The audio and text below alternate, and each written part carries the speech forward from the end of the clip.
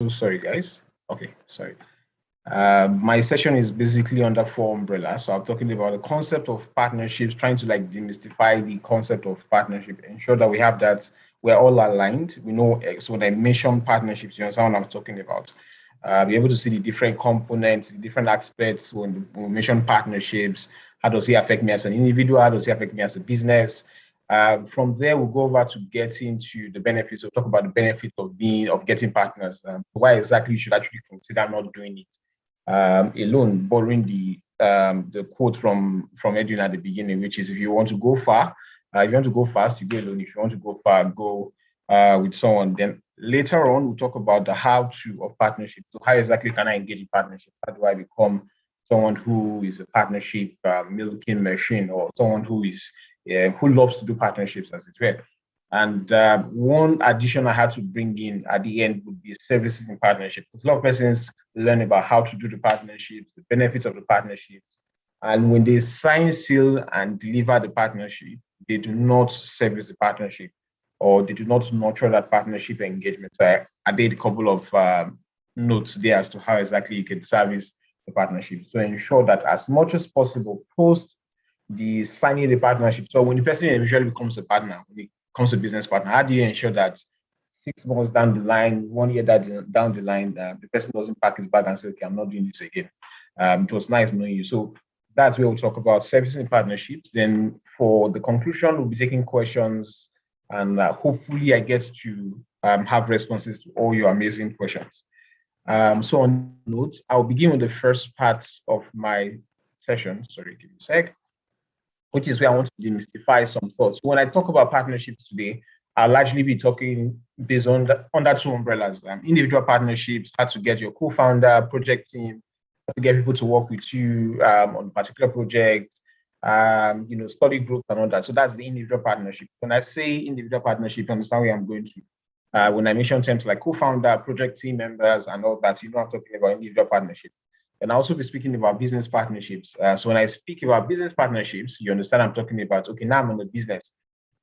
Who are those persons I need to align with? So look at the value chain. So marketing and sales partners, partners, donors. And I know that's one that actually interests a lot of persons. So how do I leverage on somebody to actually get more money? So funding partners, finance partners, and the like. So how do you handle partnership engagement with those? So anytime I say anything with regards to partnerships, it's always good to look at it from the angle of the individual partnerships, that's you as a person, and the business partnership, which is you as a business entity. So if you're operating a startup, how do you pursue those partnerships? So we'll start. So I'll start with the concept of partnership. And now, preparing this session, just to give a little bit of flair to my session, quote unquote, I had to look for a definition that sort of encompasses what exactly we are trying to explain. And the one that actually caught my attention was this one by this guy called Jim.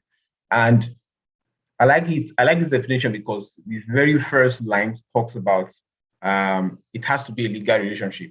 So when talking about partnerships, we're talking about legal relationships. I'm talking about, okay, let's just get into agreement. There's nothing, nobody has any commitment. You can pull out anytime. No, that's not what we're talking about here. What we're speaking about is those partnerships that actually are within a legal framework. It's something that everybody has a commitment towards. So I have an obligation towards this engagement. It's mutually beneficial. It's not something that somebody can wake up one day and say, yes, I'm not doing this again. And so these are the kind of engagement, first of all, you would want to have as a person and of course as a business. Because long term, what that happens is that for every partnership you get into, it actually strengthens the bulk of your business. So if I was to give an illustration, I'll give an example of one of the startups that we worked with some years back. So this particular startup, I won't give details. This particular startup was into the payment system sector, basically a fintech-ish, largely in payments, receiving payments and all that. So e-commerce and fintech was basically where it was operating in. And so persons came to like fight them. When they entered into the market, people actually came at them, and of course, at the end of the day, kicked them out of the market. Now, when they came back with a new product, the very first thing they did was that they started signing partnerships with some specific persons in the ecosystem. So they signed a partnership with this particular player, this particular player, this particular player. And so when they relaunch and they came and say, yes, we are these same persons, this is us, we came back again with better products. Those persons who actually tried to like keep them out of the market came back again and said they want to keep them out of the market. But this time around, it was not just one startup that had like a 30-man team or a 10-man team at the end of the day. It was actually a startup that had like 4 major big tech companies backing them, and not just tech companies. They had government people backing them, several other persons backing them. So that's the goal. That's what we want to achieve with partnership. So that when you step into the room, even though people are looking at you face value, it is not by what you are showing. Basically, it's those persons that are actually behind you. So nobody can actually touch you, quote unquote. But that's what you should for sure as a when you're talking about business partnerships or individual partnerships. It has to be a legal form. It has to be something you can actually take to the bank or take to the court. You can actually declare anywhere as an individual. So even if you recall, like we're talking about, so even if it's a roommate or a flatmate or it's, project team members, there needs to be some form of documentation that says that, guys, this is what I'm going to hold you accountable to. And in the definition he gave, it says a legal relationship. So the question is, what makes it a legal relationship? What makes a project team a legal relationship? The question, so to answer that, you look at it from the point of view where if you're ever going to land in a court of law, what exactly will be a legal tender in the courts? An email communication can be a legal tender.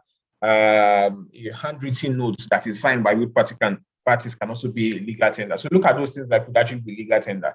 Now, when you have this documentation, it therefore means that that partnership or that engagement you're actually undergoing is one of the business partnerships we're talking about. So again, just to reiterate, definition by Jean Murray encompasses what I want to pass across to you. It's a business relationship that is legal. So you can actually, there's actually proof, there's a written agreement that shows that, yes, these two persons have agreed to come together, invest money, invest resources, invest several things, so that at the end of the day, there's a mutually beneficial outcome for both parties. And that's what you want to do. That's what you want to achieve. However, which brings me to my next slide. However, the thing is, when people talk about partnerships in Nigeria, I mean, the ecosystem generally, there are some common belief systems that people actually have. And I think it is very necessary for us to like demystify those common myths so that going forward, when I say something, you will not be like, that's not accurate. Let's come to that level playing ground. So the first one is having a formal written agreement will make the partnership more complex.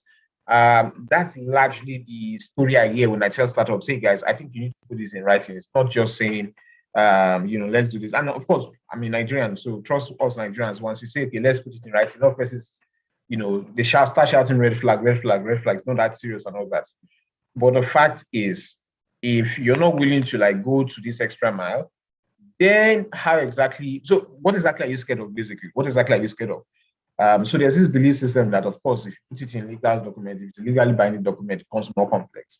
So if I'm working with so in my day-to-day, when I work with some of the donors we work with, one of the first things I try to do as much as possible, as fast as possible, is to we have an exploratory meeting, we have a conversation, we explore these are the areas we can work in, let's do something around skills development, let's do something around access to finance. Everybody is like highly inspired and people are just throwing ideas everywhere. One of the ways I can get them to commit is saying, hey guys, what's up? Let me send you an email summary of everything we've said now. So at the end of the meeting, I send you an email summary. So you see, okay, these are the highlights. And I put it like this: obligations of this party, obligations of that party. So that email, first of all, already, it's like a written document. It seems as though it complicates things, but actually it makes the relationship even easier because, first of all, if the donor party or the funding party has forgotten what he said, maybe it was even an informal setting. Let me bring it down to reality. Let's say it's an informal setting. We went for a drink and all that, and people are making promises. By virtue of sending that email to him and says, okay, this is summary of everything we discussed. What happens is you have something to hold the person back. It's not as if you want to like, what's the word to use?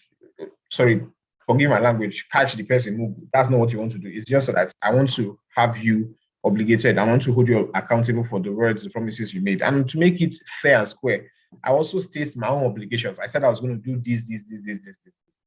So In summary, having a written document, an email, MOU, deeds of agreement, anything you want to call it, does not necessarily make it complex. It's like saying, okay, because you have a marriage certificate, it's going to make your communication very easy in marriage. It doesn't equate like that. There's always the extreme. So get a formal written agreement. It makes it actually concrete. You can always hold the party accountable. It also makes it easy for you to go back and check, okay, what exactly did I promise? Did I promise my kidney or whatever? The second myth is that the partner that holds the most money runs the show. And this is where a lot of startups, companies, people who are the receiving end, quote unquote, have actually failed or not been successful. So you have the belief that because the partner you're trying to engage with has the most money, he or she should dictate what plays. And I'll give you a specific example. Somewhere in my career, I used to work with one of the hubs, one hub as national program manager for the hub. So basically, my work revolved around facilitating partnerships for the hub's 3 locations, so different locations around Nigeria. So when I go to look for money, as it were, or when I go to hustle for partnerships, I'm not speaking for one entity. I'm speaking for one entity, but I'm speaking for one entity across 3 different locations. And the thing about donors within our space is that most donors actually have what they want, or they have their expectations. Donor expectations. They want you to play by their books. So some donors will tell you that these are the kind of startups we want, these are the kind of startups we want to work with, and all that. In the very early days, I have to be honest with you, because I was looking for money, and of course, my confidence level was like not very high, and all that. When a donor says jump, I ask him, how high do you want to jump? When it says, okay, sit down, I ask him, okay, do you want to sit on the ground or the chair? So that was basically my mode of operating those days. But then something happened, got some inspiration from somewhere, basically spoke to somebody who was a donor, who was interested in the kind of work we did. And the person was like, how exactly do you want to run the show? I have the funds, but tell me how you want to run it. I'm interested in how you want to run it. So when that piqued my fancy, so when these guys came and say, hey, see how much we have, it's a huge amount of money, like very big money you get. This is how much we have, and we want to know what you guys have to offer. We want to know how you can do this. And I'm like, these guys are actually willing to put this money on us. They believe in our work so well. You get, they were like coming to our office every other week. They were always in the office to listen. Okay, how do you do this? How do you do this? How do you do this? How do you do this? Unfortunately, COVID-19 did not make that fund come out. But at the end of the day, it's made me understand that you can actually just stand by your guns or stick by your guts. And at the end of the day, you get those partners. Somewhat you actually be able to attract the right partner. So it's not necessarily the persons who have the money that run the show. You should be able, it has to be mutually beneficial. I have to benefit, you have to benefit. You should not be suffering, I should not be suffering. Nobody should be suffering. If one person is gaining at the detriment of the other, then it's not really a partnership. It's actually a parasitic relationship, as it were. Thing is, in Nigeria today, or globally, technically, let me not be biased to Nigeria. I think globally, it's a case of, because we don't want to complicate things, because we are desperate, we don't want to complicate things, people like just by default want to tilt towards the idea of, okay, since you are the one bringing the money, you be the one calling the shots. That's also on that myth I want to eradicate. So it doesn't hold. The final one is that conflict and confrontation should be avoided. Not necessarily. And I've learned this in the short, robust time I've actually been married. It is not necessary that those persons who are not quarreling are the ones that are happily married or are the ones who are enjoying their partnerships. Technically, it is necessary for you to have those confrontations. The thing is, I should be able to tell you my mind in a partnership without any form of bias. I should not be scared to say it. I should be safe. I should feel safe. You get? I should not be scared of, if I say this thing now, this will happen. No, that's not, no. So if I feel I'm not being heard, then I want to impress it. And of course, there's a confrontation. It makes it much better. It's what happens after the confrontation that is important. To iterate the myth that exists in partnership. The first is a formal written agreement makes it complicated. You might want to do away with it. Please don't do it. Get a formal written agreement, something that can be legally tendered. It just holds you accountable, basically. It's not as if you're going to go to court, but it's just it helps for remembrance, so you recall what exactly you promised, and of course, it holds the other partners, both partners are accountable. the partner that holds more money runs the show. That's actually not true. I mean, I've had that experience working with some of my team members. The fact that you're my boss does not mean you should tell me how to do what exactly I should do. So that's not how it follows. And of course, finally, conflict and confrontation should be avoided. That's wrong. As much as possible, you want to create an environment where people are free to say their mind. The partners are free. So if I was your roommate and I cannot tell you that, bros, not they put your boss ass for ground again, it just messes things up. If I cannot tell you that when you finish washing the dishes, please wash it. So when we finish using the dishes, clean it up. It just makes things a little bit awkward for both of us. So at the end of the day, somebody is benefiting more than the others. It has to be mutually beneficial. So what exactly are the benefits of now doing this partnership? The first is the gap of expertise and knowledge. When I joined the team at Innovation Hub, one quote that the board chair told me was, we're bringing you in here. I mean, one statement he made, sorry, was we're bringing you in here because we want to raise the average. And that statement has stuck with me till date. So what it means is, in your team, let's say in your team together, all your team members can achieve 8 out of 10. Let's say on a scale of 1 to 10, maybe you're able to achieve 8. By bringing somebody who is a 10, when you balance it out, you'll be around 9. So you've raised the average of the team, of the business, of the partnership as it's fair. And so that's one major benefit of actually being in partnerships. It raises that average. So it bridges the gap in expertise and knowledge. And that's why I'm always very psyched. I'm very interested when I see people who tell me they want to bring people who are not even within their, their environment,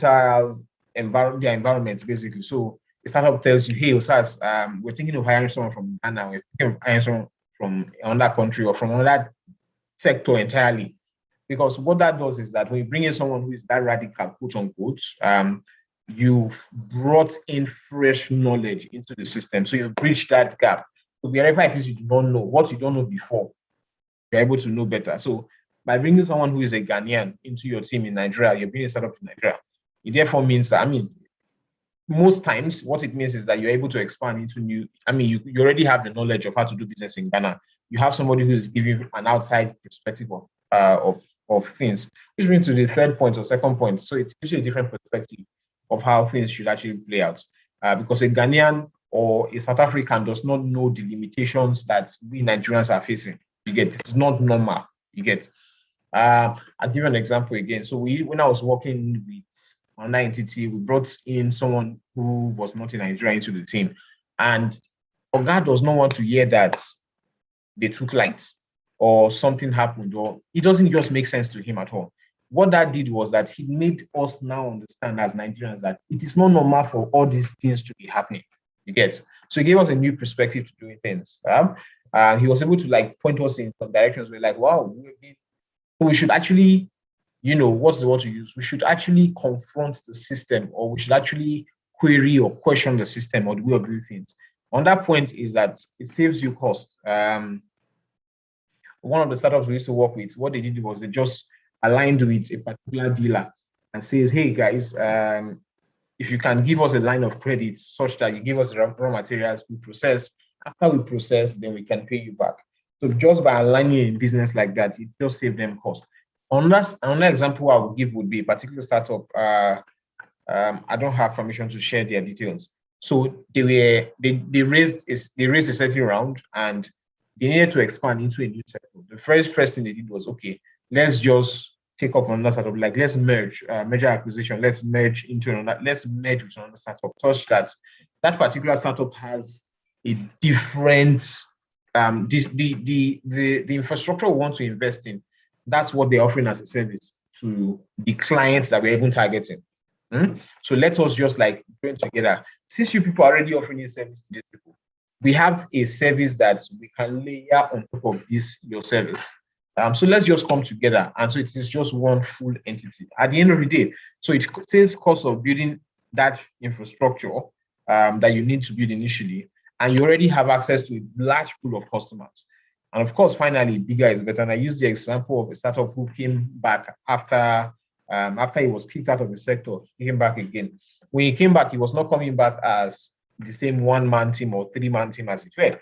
He was coming back with, he had this organization at his back, this organization at his back. So when people came to fight against him, it was a case of, people actually stood for him. So the other businesses were like confrontational, like, why would you want to attack this guy's business? And that's the picture you want to have. Because if you, I'm in the fashion industry. That's an example I want to give. So I'm in the fashion industry, or let me say I'm in the agri value chain. Not it's fashion, agri value chain, and I am I am exporting. I export sesame seeds, or I export spices, or any of the other businesses. And what I do is I basically collect money from investors.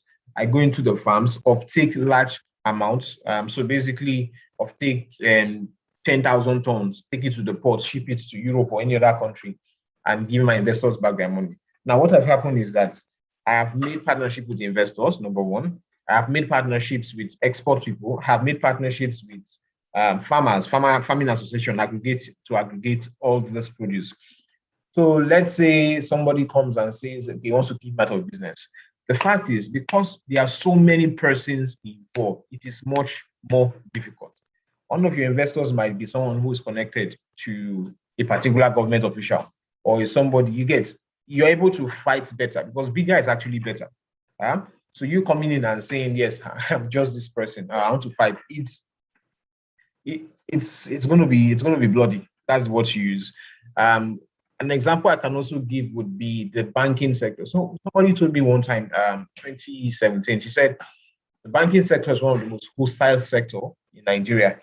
In the sense that if a new entrant is coming into the sector, into that market, what happens is the other banks, despite the fact that they are competitors, they gang up and they kick the person out. And the person who was telling me this, she had just sold her microfinance bank, basically. She was having a microfinance bank, she just sold it up.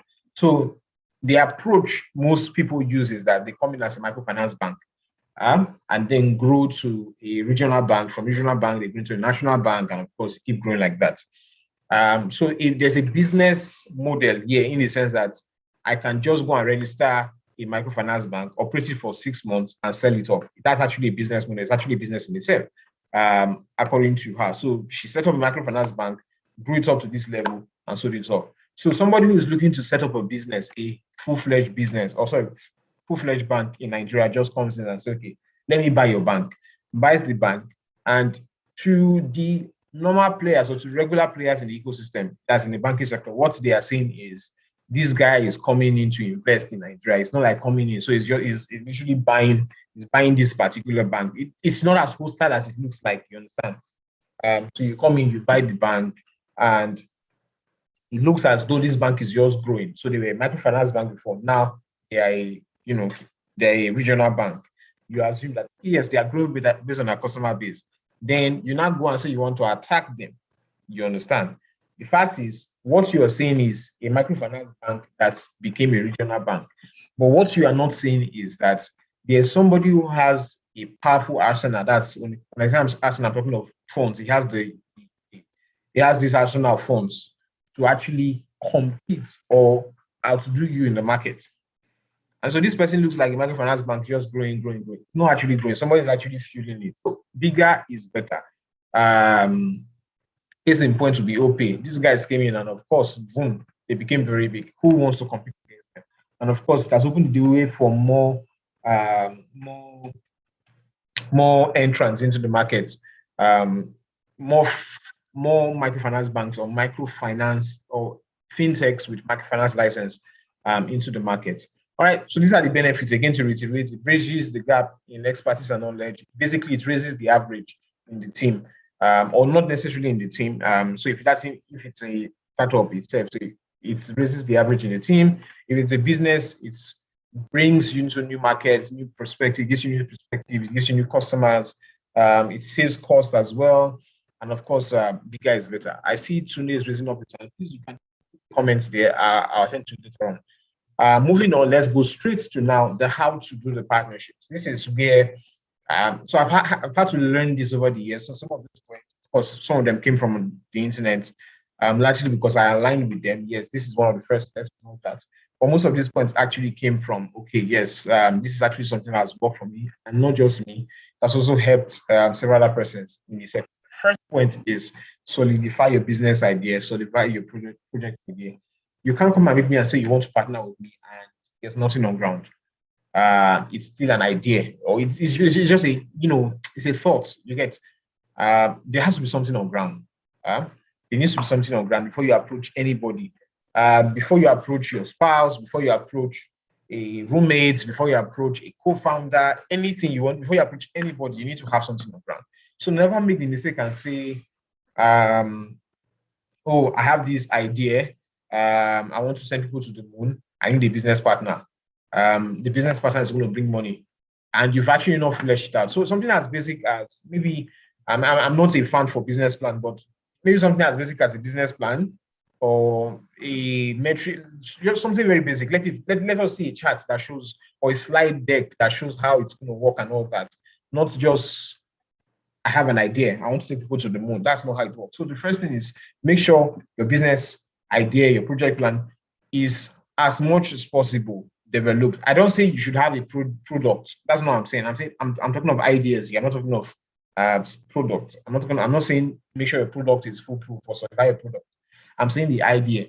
In other words, people should have, thrown that at your idea. People should have evaluated your idea and see, okay, does this make sense?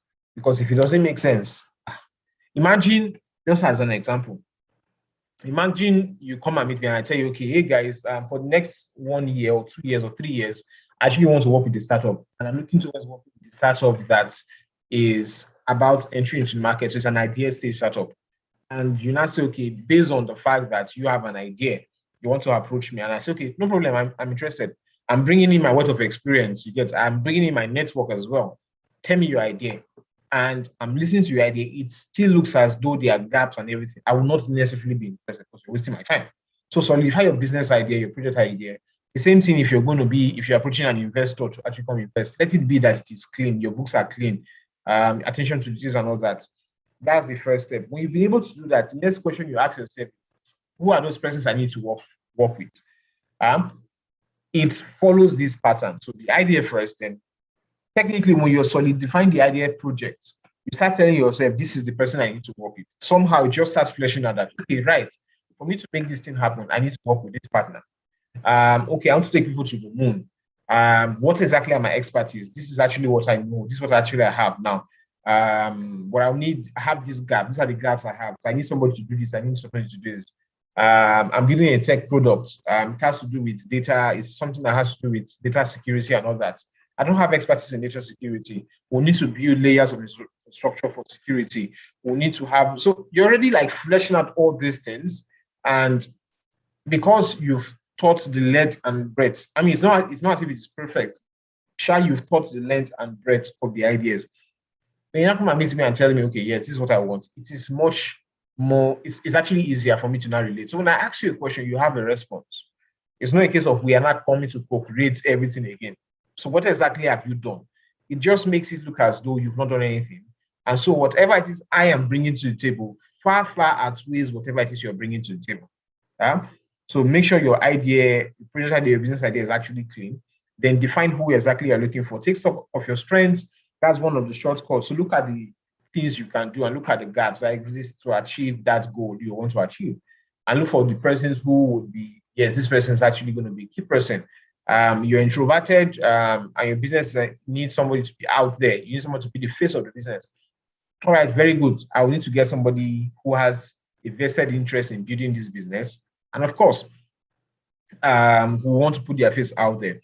I'll give you an example for this. So in 2018, there's a particular startup I was working with, 2K and Caratops. It's 2K and Caratops. I've given this example somewhere everywhere. So I have the liberty to share it. So you can check them out. So when 2K and Caratops were starting, there were 3 friends, different skill sets, everybody had their specialty.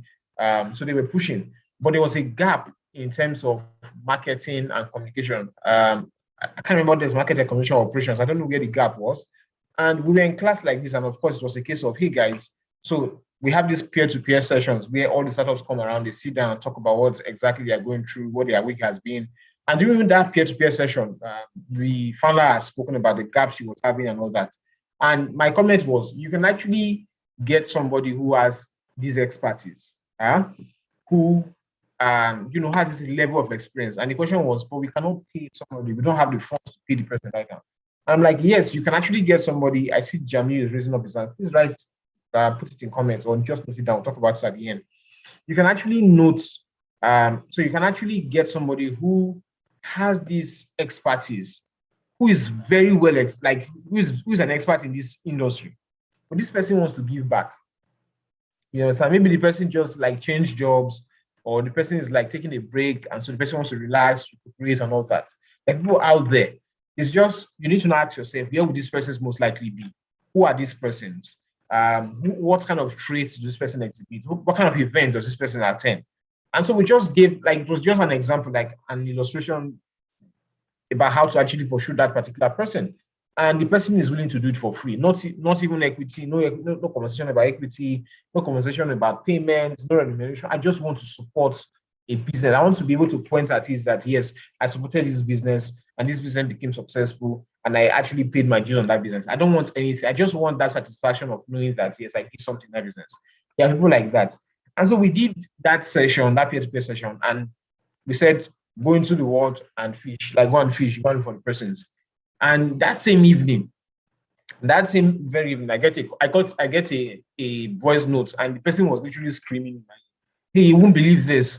This actually came to pass. I went for this event. I was just talking about my experience. I was talking about the business I was building, and the lady who was sitting there beside me says, honestly speaking, I have been looking for a business for the last couple of weeks to actually just support, see my expertise." And this lady was not a small woman. I mean, she had expertise, she had the experience and all that.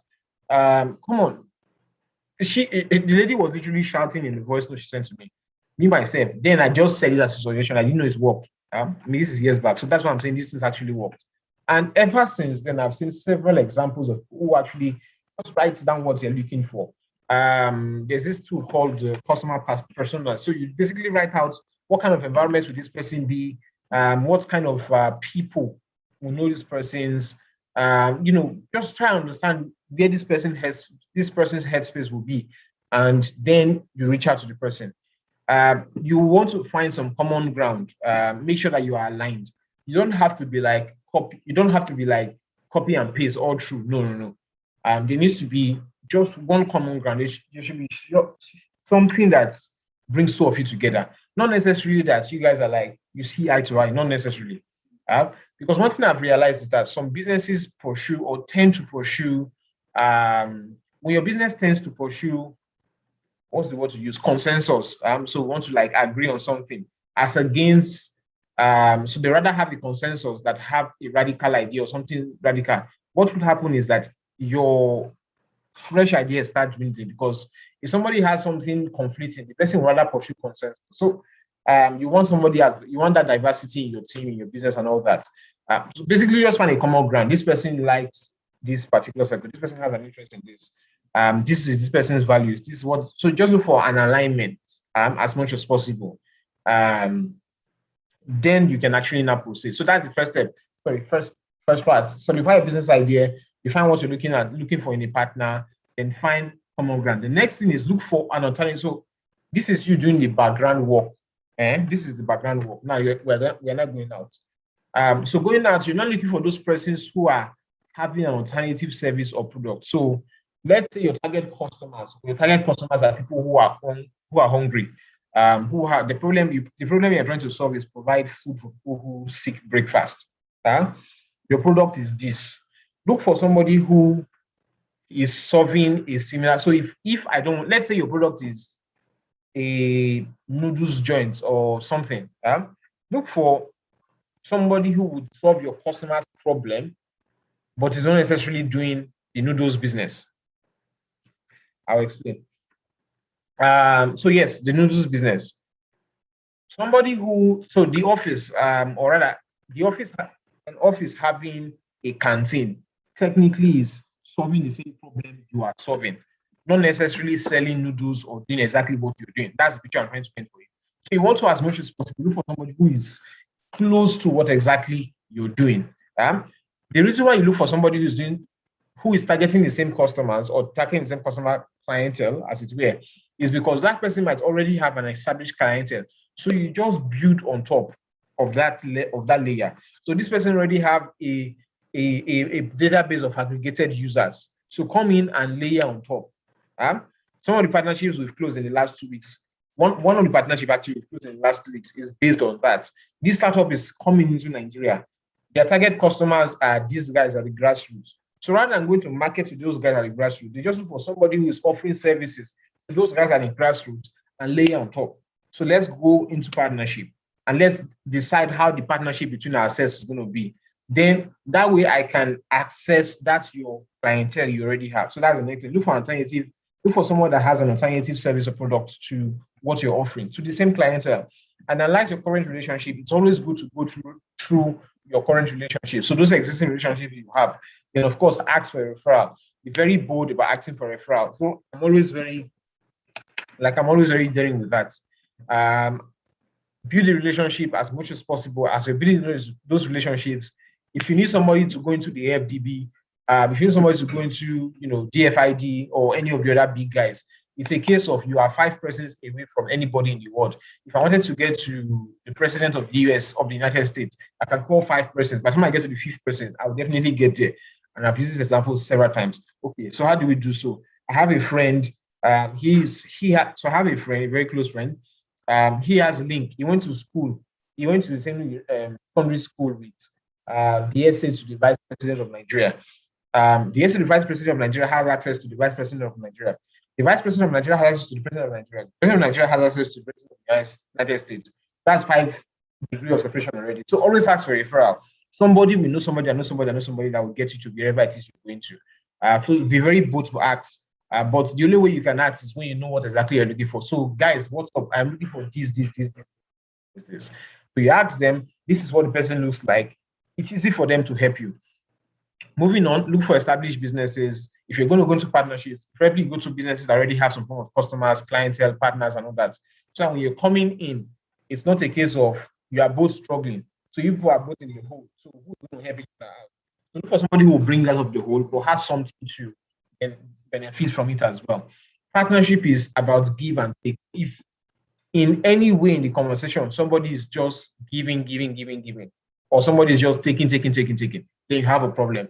Both persons must have a sense of equity. There must be a case of I'm benefiting, you're benefiting. So it's not. So if your partner is not telling you what he wants, what he's not telling you what he wants, that's red flag already. So if you get into partnership and person is like, no, no worries, I just want to help you. Oh girl, are you serious about this? There has to be something. And if person is saying, I'm just doing this for females, I'm trying to pursue personal fulfillment. Oh, very wonderful. Can we then ink it? Let's write it that you are pursuing personal fulfillment. So that I will know that I will not be giving you all the accolades. Since that's what you want the accolades, but let's ink it. As a matter of fact, ensure that there are always agreements to buttress this. So I've gone through all the different things to actually note before you actually, or have things you should watch out for when you get to partnership. The next thing I'm going to talk about, what the final thing I'm talking about is now how to service that partnership. And like I said at the beginning, I added this because people just get partners and they let it go. The very first thing is you will not want to get into a partnership that's, my recommendation, make sure all your partnerships are termed. Let's do 6 months first. Let's do 1 year first. You get, when I was going to do one partnership with someone, I said, hey, what's up? I can as well do 3 months, but let's just do 1 month. Let's see how it goes. The reason we're doing that is because you want to give room for pulling out of the partnership. So make sure it's firm. And so always do a review. And the review should be mutual. So tell me what you like, tell me what let it be as much as possible. To ascertain the success of whatever it is you have done. Is it successful? Did I find it beneficial? There's no emotions in this thing. It is as plain as possible.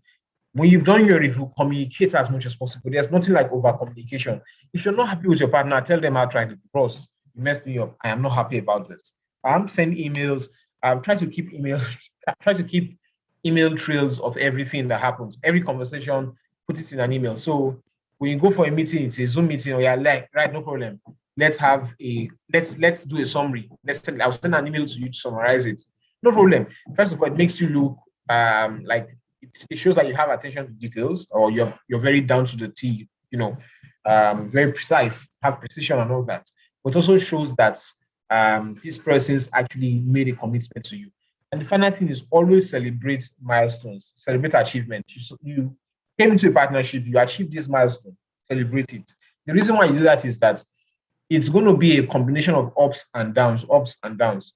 If you do not celebrate the up moments, when you are in the down moments, there's no way, there's nothing to look up to. And so you will most likely just fall out of the partnership, even though it was beneficial. Just because you've not celebrated before, you don't see any reason why you do so. But you hit this milestone together, you celebrated it, you have photos, you have a reference point. So when things are not going well and you feel like I want to pull out, you have something to reference that, oh, right, this actually went well, even though we have this issue now, but we've always had something good at the end of the day. Okay, and I think this is where I will stop. In conclusion, please, as much as possible, just to reiterate, it's about raising the average. Partnership is about raising the average. People have to be benefiting as much as possible.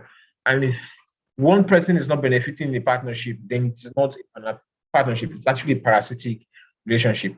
And I will stop here and I will attend to the questions that are coming in. Thank you very much.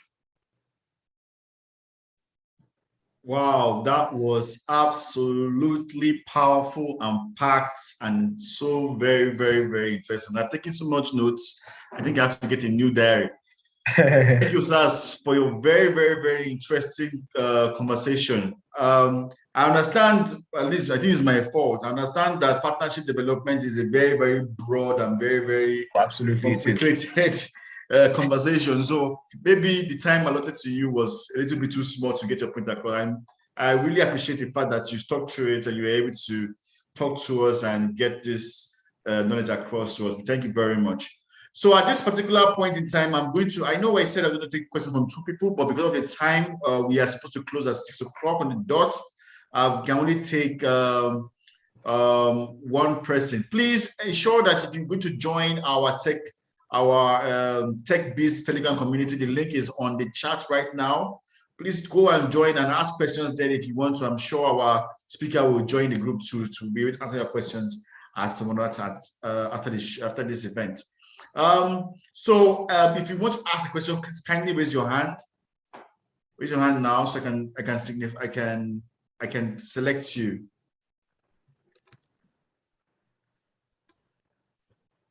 If you have a question, please raise your hand.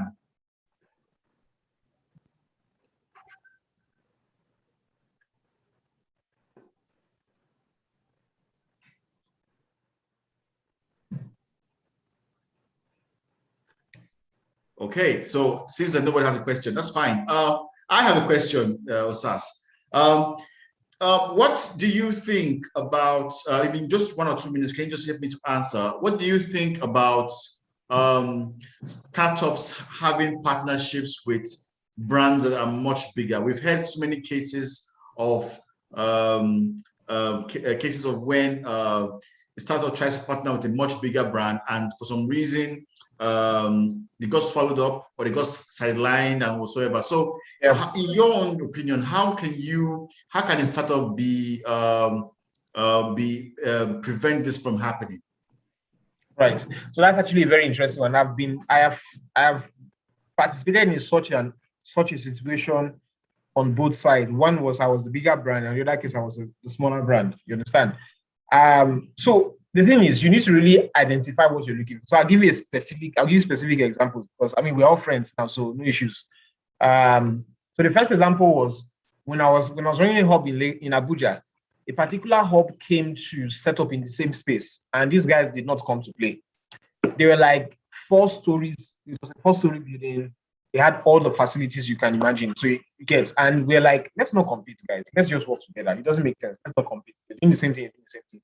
And it was a case of, hey guys, their proposition was, okay, you guys come join us. You have the community already. You have the programs already. We are just starting up, but we have the structure. So it was a case of you have something, I have something. But again, I had a brand. And if I took my brand into that place, to swallow it up, you understand? So for me, it was a case of, because I am very particular about my brand, I cannot engage in this partnership. I cannot engage in this partnership, in these formats, rather, using this methodology. Rather, let's look for a different way to do this. So what we started doing was that we started co-creating programs together. So it is this entity in conjunction with this entity. You understand? So it was not a case of the partnership was not clearly defined. So nobody was swallowing up anybody's brand at all. So you could see clearly that these guys are doing this, these guys are doing this. It was as clean, as clear as possible. And what that happened was, so there were two outcomes. The first is at times we do events at times we do events at our place. That's the first outcome. The second outcome is at times we do events at neutral places. It's not a place, it's not my place. So neutral places. So everybody brand as much as you want to brand. So that's the first one when I was on the receiving end. The second one, which was when I was now at the other side, my brand was bigger than the other entity. Was when I came to Lagos and I had to set up Go My Code. I wanted to set up Go My Code.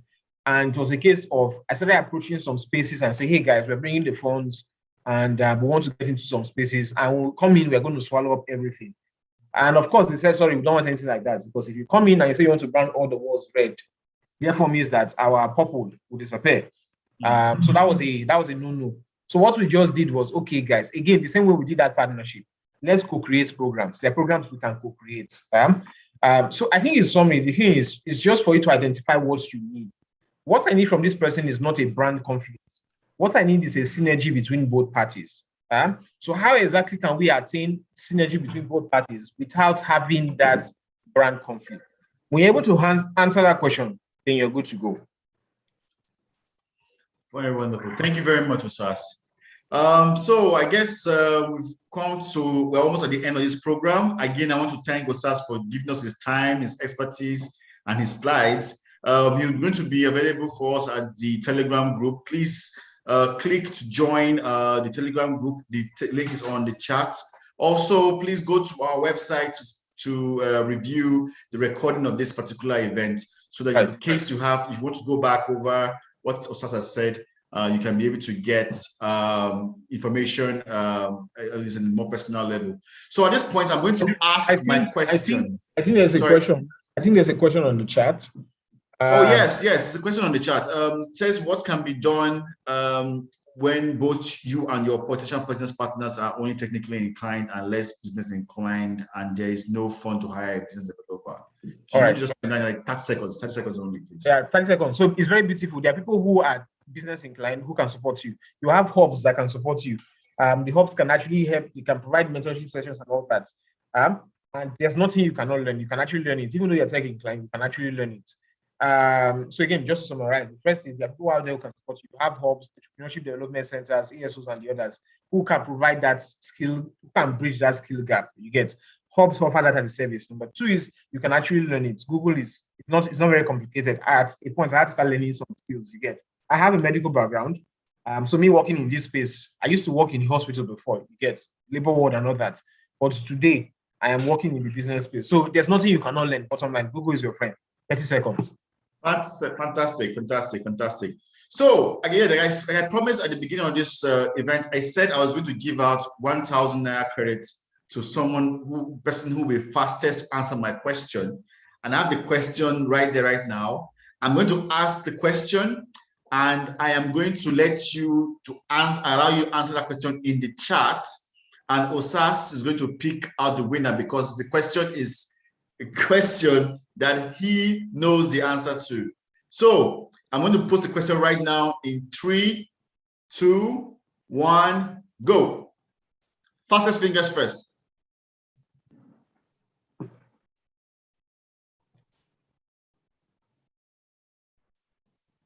I am closing this question session in 2 minutes. So if nobody answers my questions, I'm taking them home. I'm going home with my credits.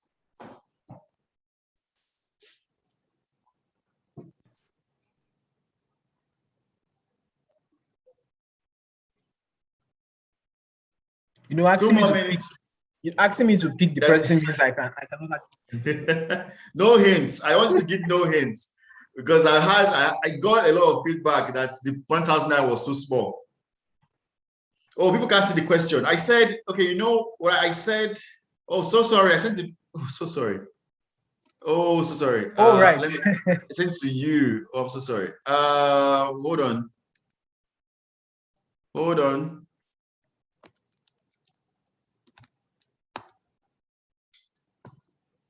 Oh, sorry. All right, it's the chatbot now. All right, hurry guys, who's going to be the first person?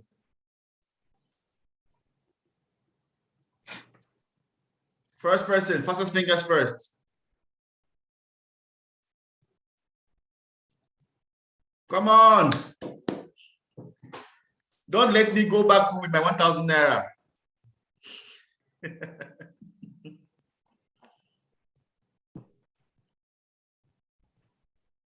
I'm giving you an extra minute now.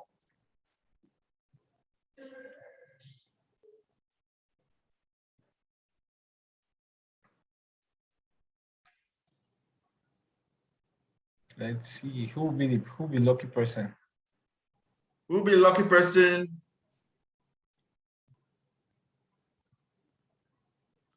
You can put all your answers together in one, so you can easily track. Yep. So everything together. Everything together. Come on. Who will be a winner for the week?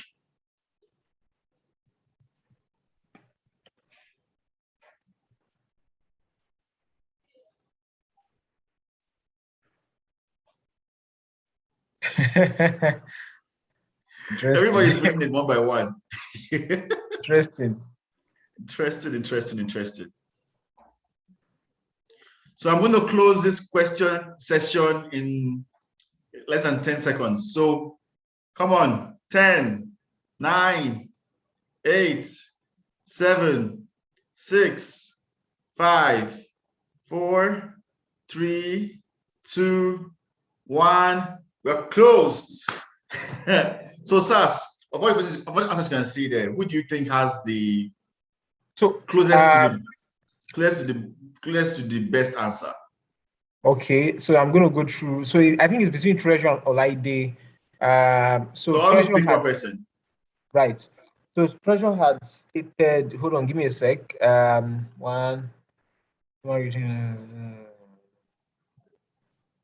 So just to justify why I'm picking the person, so that I will be on everybody's good side.